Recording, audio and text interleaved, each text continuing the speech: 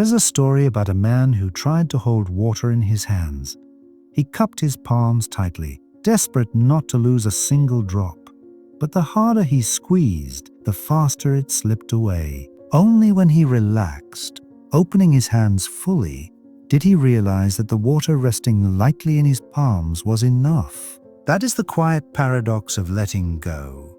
Peace cannot coexist with clinging to what hurts. We cannot move forward while gripping the past with trembling fingers. Most of us carry attachments heavier than we realize. People, identities, dreams that no longer fit. Believing effort alone can fix what is gone. Letting go is not failure. It is evolution.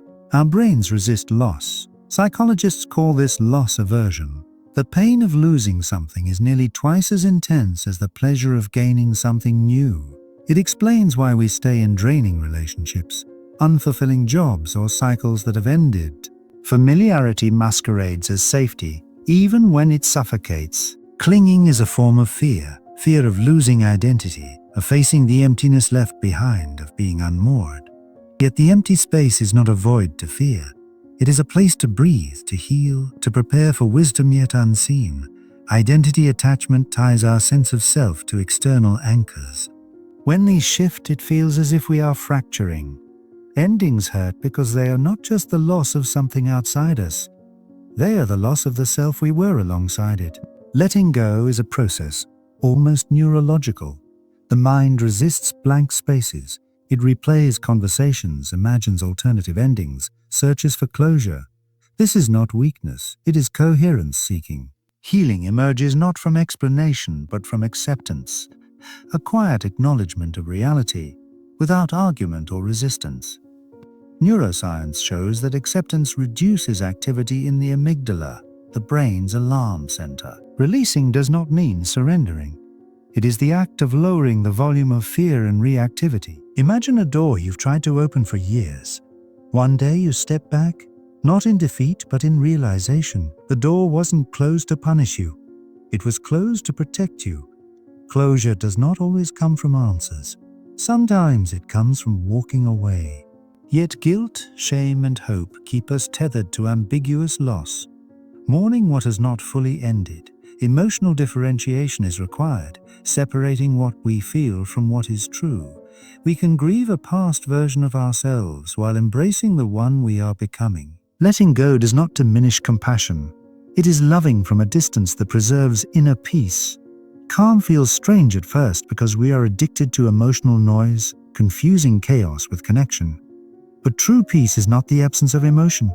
It is the absence of reaction. The shift happens when curiosity moves from "why did this happen?" to "what can I learn?" The mind heals through narrative. Retelling our pain with insight transforms memory from survival to learning. Journaling or reflection organizes emotional chaos, converting suffering into understanding. The body remembers before the mind does. Letting go is physical too. Unclenching the jaw, softening shoulders, exhaling tension held too long. Trust is central. Releasing requires believing that life continues beyond what is gone, that the unknown is potential, not punishment. Control is often an illusion built on fear. True strength lies in engagement without possession. Impermanence does not diminish value, it gives it meaning. Every ending plants the seed of a beginning we could not yet see. Growth often looks like betrayal of our former selves. Letting go is remembering differently, holding memory without needing to resurrect it. Healing is not linear, it spirals. Each return of memory comes lighter until the past becomes a story, not a wound. Emotional extinction occurs. The neural pathways that once triggered pain lose their charge. Memory remains, suffering dissolves. Letting go is courage.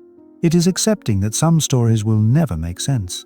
Closure is internal, not emotional intelligence emerges from integration, transforming raw experience into insight. We cannot step into tomorrow while one foot clings to yesterday. Life is a river.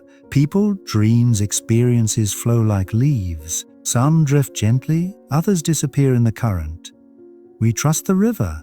Letting go is active, refusing to fuel thoughts that hurt, redirecting attention toward the present. The brain rewires weakening attachment circuits and strengthening peace circuits. Mindfulness teaches the impermanence of emotion. Observe, acknowledge, and let pass. Every goodbye carries a hidden blessing. Every ending, an invitation to start again. Nature itself teaches cycles of release.